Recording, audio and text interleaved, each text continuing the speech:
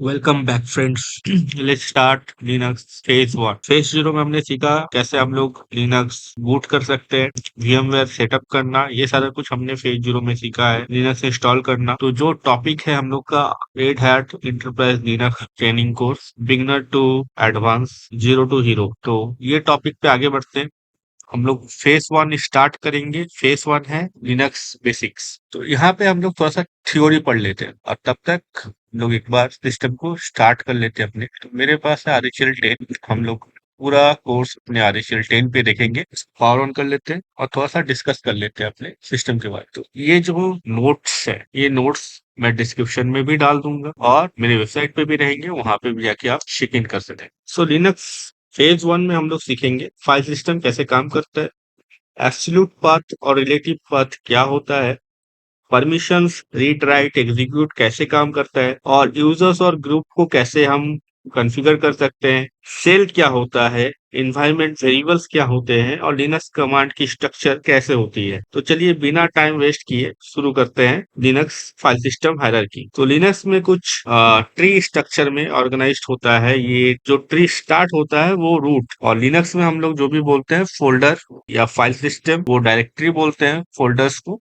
Windows में हम लोग फोल्डर्स बोलते हैं। सो डायरेक्टरी का हायरार्की अगर आप देखोगे तो इसके अंदर स्लैश के अंदर बिन होता है जो इसेंशियल कमांड स्टोर करते हैं, ETC होते हैं जिसके अंदर कॉन्फ़िगरेशन फाइल होते हैं, होम होता है, होम एक्चुअली बेसिकली यूजर का पर्सनल फाइल्स फोल्डर होते हैं, जैसे हमारे विंडोज में डेस्कटॉप होता है, डाउनलोड होता है जिसमें यूजर का पर्सनल प्रोफाइल फाइल वगैरह रहते हैं। देन आते हैं var पे। var पे हम लोग रखते हैं logs, database, web data, temp जो टेम्पोररी फाइल्स स्टोर करने के लिए होता है, OPT होता है ऑप्शनल थर्ड पार्टी सॉफ्टवेयर के लिए, USR होता है आपके प्रोग्राम्स, लाइब्रेरीज, शेयर्ड रिसोर्सेज, और रूट जो होता है वो सुपर यूजर का होम डायरेक्टरी होता है। इसे इसे आसान भाषा में अगर हम कहें तो सोचिए आपका एक घर है, उसका एक मेन गेट है जो रूट है, अंदर अलग अलग कमरे हैं जैसे जिसको हम डायरेक्टरी बोलते हैं। जैसे आप फ्रिज बाथरूम में नहीं रखते, उसी तरह लिनक्स में हर फोल्डर का अपना काम होता है। स्लैश बिन के बारे में हमने बात की एसएसएल कमांड रखने के लिए। तो स्टार्ट करते हैं स्लैश बिन से। स्लैश बिन एक एसेंशियल यूजर कमांड होल्ड करता है। एलएस यूज करते हैं हम लोग फाइल्स देखने के लिए, सीपी यूज करते हैं कॉपी करने के लिए, कैट यूज करते हैं फाइल पढ़ने के लिए, बैश यूज करते हैं फॉर सेल की तरफ जाने के लिए। जैसे अगर अब मैं इस पे लॉग इन करूं, तो मैं अगर लॉग इन करता हूं तो मैं लॉग इन करता हूँ रूट से। इसका पासवर्ड है रेड हैट। मैं लॉग इन कर गया। तो ये जो लॉगिन सेल है, इसको ही हम लोग बैश बोलते हैं, वॉर्न अगेंस्ट सेल। तो रियल लाइफ एग्जांपल की बात करें तो सिस्टम अगर सिंगल यूजर मोड में भी चला जाए तब भी हम लोग एलएस, सीपी, ये सब कमांड चला सकते हैं, क्योंकि ये रूट के बिन डायरेक्टरी में होता है। मतलब बिन एक इमरजेंसी टूलकिट के हिसाब से काम करता है, ठीक है। वहीं अगर हम स्लैश ईटीसी की बात करें, मैं एक बार मिनिमाइज कर देता हूँ, हम लोग पहले थ्योरी पढ़ रहे हैं। तो स्लैश ईटीसी एक कॉन्फ़िगरेशन फाइल्स को होल्ड करता है। जैसे आपकी सिस्टम की सेटिंग्स रहती है, 5WD, जो यूजर की लिस्ट होती है वो 5WD में रहती है, slash ETC slash 5WD। Okay, slash ETC slash SSH slash SSHD config, इसमें SSH की सेटिंग्स रहती है। FS टैब में माउंट की इंफॉर्मेशन रहती है कि डिस्क के कौन कौन से ये पे माउंट है, फोल्डर पे माउंट है, जिसको हम लोग डायरेक्टरी बोलते हैं। तो उसमें माउंट है, माउंट करना पड़ता है। जैसे डायरेक्टरी आप ड्राइव से एक्सेस करते हो, तो उसी तरह से किसी एक ड्राइव को किसी एक फोल्डर आर्किटेक्चर में माउंट करना पड़ता है, otherwise you can't access those drives. तो एक बार थोड़ा सा दिखा देते हैं प्रैक्टिकली। तो जैसे हमने बात की सी cat slash ETC slash 5WD, इसमें क्या रहता है, इसमें रहती है यूजर की इन्फॉर्मेशन, आपको दिख जाएगी, रूट की इन्फॉर्मेशन आपको दिखेगी। ये थोड़ा छोटा स्क्रीन आ रहा है, तो मैं एक काम करता हूँ, मैं इसका SSH ले लेता हूँ। ओके, तो उसके लिए मुझको जानना पड़ेगा आईपी। तो यहाँ पे आईपी जानने के लिए IP space address space show लिख सकते हैं, या फिर IP space add space show लिख सकते हैं, ठीक है। तो यहाँ पे मेरा आईपी जो है 1234562.24 है, तो मैं सीधा जाऊंगा ओपन कर। Okay, so now root password same Red Hat. Login करने के बाद मैं यहाँ पे cat slash ETC slash 5WD, यहाँ पे जो इन्फॉर्मेशन आपको दिख रही है रूट की, दैट इज सुपर यूजर। ठीक है, बिन, डेमोन, KDM, सिंक, ये सारे रीड ऑनली यूजर है। इसके सब में आपको दिखेगा। इनका जो सेल है, नो लॉगिन सेल है, मतलब ये यूजर लॉगिन नहीं होंगे। फाइन। एक हमने स्टैंडर्ड यूजर भी बनाया था ड्यूरिंग इंस्टॉलेशन, उसका भी सेल बीन बैश है। तो ठीक है, यहाँ तक क्लियर है आपको? आगे इसके बारे में पढ़ेंगे हम लोग, ये सारे इन्फॉर्मेशन क्या आ रही है, इसकी इन्फॉर्मेशन को कैसे हम लोग रीड करते हैं, ये सारा कुछ हम लोग सीखेंगे। बट फॉर एग्जाम्पल अभी हम लोग पास डब्ल्यू का कॉन्फ़िगरेशन देख रहे हैं, जहाँ पे लिस्ट ऑफ यूजर दिखते हैं। नेक्स्ट हम लोग एक और कमांड चलाते हैं, तो हम लोग cat slash ETC slash SSH slash SSH D config में एक बार देख लेते हैं। ये सारा इन्फॉर्मेशन जो है वो एसएसएच के फाइल के अंदर है। ठीक है, सिमिलरली अगर हम दिस माउंट इन्फॉर्मेशन देखना चाहते हैं तो हम क्या करेंगे, हम करेंगे सिंपल कैट कर सकते हैं slash ETC slash FS tab और directory, so it's a file, ये दिखाने के लिए कि एक फाइल है, ये डायरेक्टरी नहीं, इसलिए आप कैट करेंगे। तो इस फाइल में जो इन्फॉर्मेशन है हमारा रूट बूट का, ठीक है, और कोई इन्फॉर्मेशन हमें दिख नहीं रही है, और एक नन है, by default none is for swap memory. तो एक और एग्जांपल ले लेते हैं होस्ट नेम एडिट का। तो यहाँ पे अगर आप सीडी करते हैं, हाँ सॉरी कैट करते हैं slash ETC slash host name करते हैं, तो जो भी आपका होस्ट नेम होगा that will be showcase here. Home basically आपका क्या होता है, इससे यूजर होम डायरेक्टरी मीन्स आपका अपना यूजर का घर। तो हर नॉर्मल यूजर की पर्सनल फाइल्स होती है, जैसे कि अगर मैं स्लैश होम करूं तो स्लैश होम के अंदर मेरा स्टैंडर्ड यूजर का एक फाइल होगा। तो अगर मैं सीडी करता हूँ स्लैश होम करता हूँ और यहाँ पे एलएस कमांड चलाता हूँ, तो स्टैंडर्ड यूजर का अपना एक होम डायरेक्टरी है, उस पे अगर मैं जाता हूँ सीडी करके और यहाँ पे अगर मैं एलएस कमांड चलाऊं, तो यहाँ पे कोई भी फाइल्स या फोल्डर्स अभी नहीं है, स्टैंडर्ड यूजर में ब्लैंक है, इसलिए ये ब्लैंक कर रहा है। फाइन, तो होम आपको समझ में आ गया। होम के अंदर आपके अपने पर्सनल फाइल्स रहते हैं, वेरिएबल डेटा जो कि आपका स्लैश फार है उस फाइल में रहता है, आपके जो भी चेंजेस आप करते हैं, जैसे आपके सिसलॉग के हो गए जो उसपे सिस्टम के लॉग्स रहते हैं, अगर आप रखना चाहते हो तो वो रख सकते हो। www डॉट बहुत सारे वेबसाइट फाइल्स, अपाची, एनजिनिक्स, ये सारी फाइल्स आप रखते हो उसमें। हार्डली माई स्कूल में डेटाबेस रखते हो।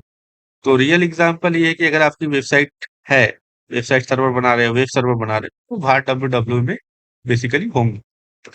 तो स्लैश फार इक्वल टू आप समझ लो वर्किंग ऑफिस डेस्क, और स्लैश टेम्प पे आ जाते हैं। स्लैश टेम्प जो होता है वो आपका पर्पस होता है उसका टेम्पररी डेटा रखने के लिए, often deleted on reboot, means delete हो जाता है रिबूट होते ही। स्लैश टेम्प आप ऐसे समझो कि एक किचन का काउंटर है जो टेम्पोररी मेस जो जहाँ पे होता है, और आपको उसको फिर हटाना पड़ता है। तो ऐसे ही रिबूट करने के बाद ये ऑटोमेटिक हट जाता है। स्लैश ओपीटी में आप रखते हो ऑप्शनल सॉफ्टवेयर, जिसमें मेरे ऑप्शनल सॉफ्टवेयर जैसे कि मेरे गूगल क्रोम की बाइनरीज हो गए, अगर मैं जैम्प सर्वर चला रहा हूँ या वैम्प सर्वर चला रहा हूँ तो उसके वेब स्टैक वहां पे होल्ड होंगे। ओके, जैम्प, वैम्प, लैम्प, ये सारे जो सर्वर होते हैं वो आपके वेब स्टैक वहां पे स्टोर होते हैं। आपका optional software like application software कैसे। अब आते हैं स्लैश यूएसआर। यूएसआर बेसिकली आपका क्या होता है कि यूजर का सिस्टम का रिसोर्स रखता है, जिसमें प्रोग्राम्स, लाइब्रेरीज, ये सारी चीजें आती है। लिनक्स के ज्यादातर प्रोग्राम स्लैश यूएसआर में ही होते हैं, जैसे कि स्लैश यूएसआर बिन, उसमें प्रोग्राम्स रहेंगे, स्लैश यूएसआर लीव, इसमें लाइब्रेरीज रहेंगे, स्लैश यूएसआर स्लैश शेयर, इसमें आइकॉन्स, डॉक्यूमेंट्स, ये सारी चीजें रहती हैं। ओके, कुछ अगर लोकली इंस्टॉल प्रोग्राम चले तो स्लैश यूएसआर स्लैश लोकल में रहेंगे। सो स्लैश यूएसआर को आप ऐसा समझ लो सिटी का मार्केट। स्लैश रूट जो होता है वो होता है आपका रूट का होम डायरेक्टरी। रूट यूजर का अपना पर्सनल फोल्डर है जिसके अंदर वो सारा इंफॉर्मेशन स्टोर करके रखता है। ओके, तो ये आपका बेसिक इंफॉर्मेशन है कि किस डायरेक्टरी में क्या फाइल स्टोर होते हैं। ये लिनक्स का फाइल सिस्टम का आर्किटेक्चर है। अब हम लोग थोड़ा सा लिनक्स का फाइल सिस्टम का डायरेक्टरी आर्किटेक्चर को समझ लेते हैं, स्ट्रक्चर समझ लेते हैं। तो ये जो आपको दिख रहा है ये एक्चुअली हायरार्की है। ये रूट पे स्टार्ट होता है जिसको हम स्लैश बोलते हैं। इसके अंदर बीन, ओपीटी, बूट, रूट, देव, एसबीन, ये सारे फोल्डर्स होते हैं। सिमिलरली जो यूएसआर होते हैं जिसमें आपका प्रोग्राम फाइल्स रहते हैं उसमें भी एक बीन होता है जिसमें कॉन्फ़िगरेशन सारी कुछ स्टोर होते हैं। जो यहाँ बीन का काम है सेम यहाँ पे है। इंक्लूड, लाइब्रेरी, एसबीन, कैसे, लॉग, स्पूल, टेम्पररी यहाँ पे भी रहते, टेम्प फाइल यहाँ पे भी रहते। जो टेम्प का यहाँ पे काम है सेम काम यहाँ पे भी, ठीक है। नाउ हम लोग बात करते हैं एब्सोल्यूट पाथ और रिलेटिव पाथ की। जो एब्सोल्यूट पाथ होती है वो आपका स्लैश से शुरू होता है, राइट। जैसे आप लिखते हो slash home slash standard slash documents slash file dot TXT. आप जब ये पूरा फाइल लिखते हो तो इसका मतलब आप एब्सोल्यूट पाथ लिख रहे हो। रिलेटिव पाथ में वहां पे आप फुल एड्रेस नहीं देते हो, जो करंट लोकेशन में डिफाइंड होता है वही देते हो, जैसे स्लैश होम स्लैश रिसेप। ओके, तो यहाँ पे आपके डॉक्यूमेंट्स फाइल डॉट टीएक्सटी ये सारे चीजें पहले से ही हैं, पहले से ही आप इसमें हो इस फोल्डर में, और आप लिखते हो CD document slash file dot TXT. Example के तौर पे मैं समझा देता हूँ। मैं फाइल बनाता हूँ इसके अंदर, सो एक फाइल बना लेते हैं, टेक्स्ट कवर से हम फाइल बना सकते हैं, जैसे टीआर डॉट टीएक्सटी, ठीक है। तो यहाँ पे हम फाइल के अंदर कुछ लिख देते हैं। तो मैं यहाँ पे लिख रहा हूँ I am TR, now file के अंदर मैं लिख दिया, कैट करके हम एक बार फाइल को भी कर लेते हैं। तो ये आ गया फाइल। तो आगे बढ़ते हैं कि हमने जब ये फाइल बना ली, अब हम सीधा एक नॉर्मल होम डायरेक्टरी पे आ जाते हैं। ये जो मेरा होम डायरेक्टरी है, अगर मैं पीडब्ल्यूडी करूं तो मैं हूं स्लैश रूट पे, मतलब मैं रूट के होम डायरेक्टरी पे हूँ। फाइल तो अभी अगर मैं इस फाइल को रीड करने के लिए ये कमांड लिखता हूँ slash home slash standard slash TR dot TXT, ये जो फाइल नेम मैंने लिखा, पूरा इंफॉर्मेशन मैंने दिया, इसको बोलते हैं एब्सोल्यूट पाथ। अब रिलेटिव पाथ क्या है? रिलेटिव पाथ पे आते हैं। Relative path CD slash home slash standard, या फिर हम कहें स्लैश होम तक है। अब मैं यहाँ से बोल रहा हूँ कैट करूंगा मैं स्टैंडर्ड, उसके अंदर टीआर और टीएक्सटी। ये मेरा रिलेटिव पाथ है क्योंकि मैं स्लैश होम के अंदर हूँ, राइट। तो रिलेटिव पाथ जो होता है वो होता है आप करंट लोकेशन से जो शॉर्टर और क्विकर होता है एड्रेस जहां पे आप जाते हो, उसको आप रिलेटिव पाथ बोलते हो, ठीक है। एब्सोल्यूट पाथ जो मेरा स्लैश रूट से शुरू हो रहा है वहां से, और रिलेटिव पाथ जहां से जिस डायरेक्टरी में मैं करंटली हूँ। अगर मैं यहाँ से शुरू कर रहा हूँ स्लैश फिर होम के अंदर, उसके बाद मैं उसके अंदर एक फोल्डर है उसके अंदर जाके उसके बाद मैं किसी फाइल को एक्सेस कर रहा हूँ, that means that is my absolute path.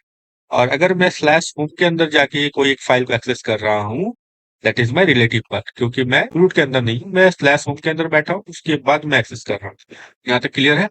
Next हम लोग जो समझेंगे कि एब्सोल्यूट पाथ रूट से स्टार्ट होता है और रिलेटिव पाथ रूट से स्टार्ट नहीं होता है। ये लोकेशन इंडिपेंडेंट होता है, कौन सा? Absolute path. लेकिन relative path depends on current location से ही आप जा सकते हो। एग्जाम्पल के तौर पे अगर आप देखोगे स्लैश एटी स्लैश पास डब्ल्यू, और रिलेटिव पाथ हो गया डॉट डॉट करके आप स्लैश एटी स्लैश पास डब्ल्यू में जाओगे। बेस्ट यूज केस जब आप स्क्रिप्ट लिखते हो, सिस्टम कॉन्फ़िगर करते हो, और रिलेटिव पाथ जो होता है वो quick navigation near correct folder, वो रिलेटिव पाथ होता है। परमिशन की बात करें, जो हमारे परमिशन हम देते हैं रीड राइट एग्जीक्यूशन, ये हम कैसे देखते हैं। नॉर्मली क्या होता है कि आपका कोई भी फोल्डर जो आपने बनाया है वो किस परमिशन में है, ये देखने के लिए आपको टाइप करना पड़ेगा ls-lrt। तो जो मेरा स्टैंडर्ड फोल्डर है वो मेरा पहले तो पहला जो डी आ रहा है उसका मतलब है डायरेक्टरी, आर का मतलब है read write execute for what, standard user के लिए, राइट। अगर मैं ls-lrt स्पेस देकर मैं स्टैंडर्ड के अंदर जाऊं और वहां पे लिखूं tr.txt का, तो बाय डिफॉल्ट इसका ओनर कौन है? रूट है। इसका ओनर कौन था? स्टैंडर्ड यूजर था। तो स्टैंडर्ड यूजर अगर ओनर होता है तो बाय डिफॉल्ट उसके पास फुल परमिशन होता है। जो भी इस फोल्डर को ओन करता है उसके पास फुल परमिशन रहता है। जो भी यूजर कुछ भी चेंजेस करता है, जैसे मैंने ये फाइल मैंने बनाया है, इसका मतलब इसका ओनर मैं हूँ। कौन है मैं? वो है रूट, एडमिनिस्ट्रेटर। तो रूट के पास by default read write option रहता है फाइल पे। फाइल को ओपन नहीं करना पड़ता, फाइल को रीड और राइट करना होता है, इसीलिए यहाँ पे एग्जीक्यूशन का ऑप्शन बाय डिफॉल्ट नहीं रहता है। और यहाँ पे बाकी लोगों के लिए only for read, read permission not write permission. बाकी मतलब कौन? जो भी मेरे नॉर्मल यूजर्स हैं उनके लिए। तो ये आपको समझ में आ गया होगा। तो रीड राइट एग्जीक्यूट को हम लोग डिनोट करते RWX। Now come to the point of users and groups. Users and group में क्या होता है कि जो भी मेरे फाइल के ओनर्स होते हैं वही इसके पास फुल एक्सेस होते हैं। जो मेरे ग्रुप होते हैं उनके पास होते हैं रीड एंड एग्जीक्यूट के। और अदर्स के पास ऑप्शन, अगर मैं बोलूं ट्री आर्किटेक्चर में, उनके पास ऑप्शन होता है रीड एंड एग्जीक्यूट का ही फोल्डर के लिए। और बाकियों के लिए रीड का परमिशन रहता है। जिस अब बात करते हैं यूजर एंड ग्रुप के अंदर। यूजर एंड ग्रुप में क्या होता है कि हर फाइल और लिनक्स में तीन सेट ऑफ परमिशन होते हैं, एक ऑनर, दूसरा group and third others. By default जो परमिशन होते हैं, ओनर्स के पास फुल परमिशन होता है, ग्रुप के पास read and execute and others के पास भी रीड एंड एग्जीक्यूट का होता है। ओके, तो एक बार मैं आपको दिखा देता हूँ। यहाँ पे अगर मैं ओनर हूं तो मैं एक अगर फोल्डर क्रिएट करता हूँ cd स्लैश, मैं यहाँ पे mkdir करके एक फोल्डर क्रिएट करता हूँ, माई फोल्डर, जो कि हम लोग डायरेक्टरी बोलते हैं। ठीक है, ls स्पेस हाइफन lrt करके हम इसका अगर परमिशन चेक करें तो रूट के पास परमिशन होता है रीड राइट एग्जीक्यूट का, क्योंकि obviously I am the owner. बाकियों के लिए होता है रीड एंड एग्जीक्यूट, अदर्स के लिए रीड एंड एग्जीक्यूट। फाइन। अब मैं क्या कर रहा हूँ, मैं यहाँ से, बट यहाँ पे मुझको चूज करना पड़ेगा मैं कहाँ जाना चाहता हूँ। मैं जाना चाहता हूँ स्टैंडर्ड। तो जैसे मैंने स्टैंडर्ड किया, मैं स्टैंडर्ड यूजर पे लॉगिन हो गया।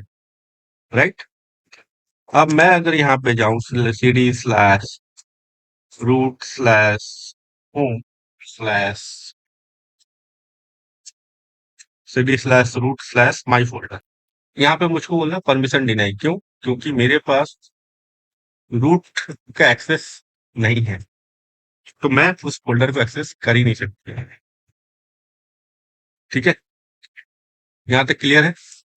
फॉर एग्जाम्पल, अगर मैं सीडी नहीं कर सकता, क्या मैं उस फोल्डर को देख सकता हूँ एलेक्स करके? Let's see.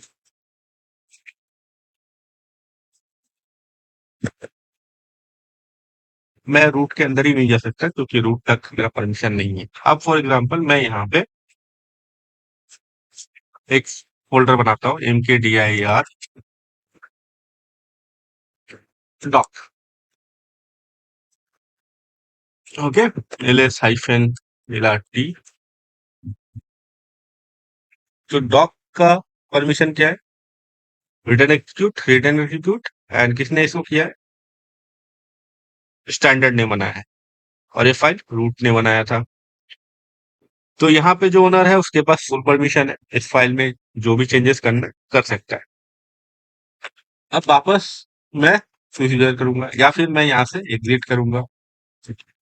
तो जैसे ही मैं लॉग आउट करता हूँ, मैं अपने फोल्डर में आ गया। अभी मैं यहाँ से क्या करता हूँ, cd slash home standard doc दिख रहा है मुझको। अब मैं इसका इन्फॉर्मेशन निकालता हूँ।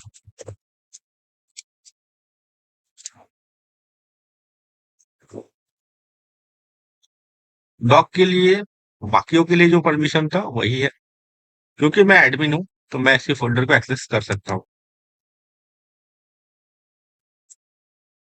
मैं अगर चाहूँ यहाँ पे एक फाइल भी बना सकता हूँ।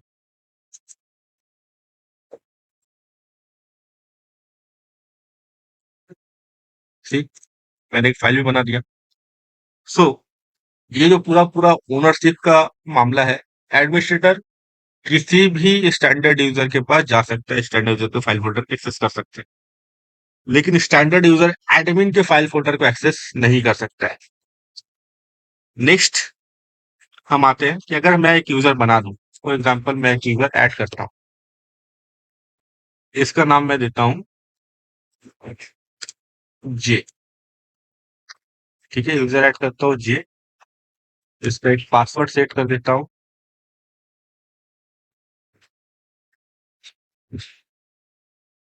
123 123। बैक पासवर्ड बोल रहे हैं क्योंकि password is the shorter than 8 characters.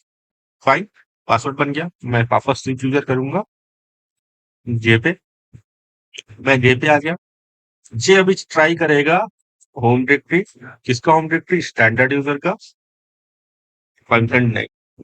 आप एक स्टैंडर्ड यूजर होके दूसरे एक स्टैंडर्ड यूजर का फाइल फोल्डर एक्सेस नहीं कर सकते हो। क्यों नहीं कर सकते हो?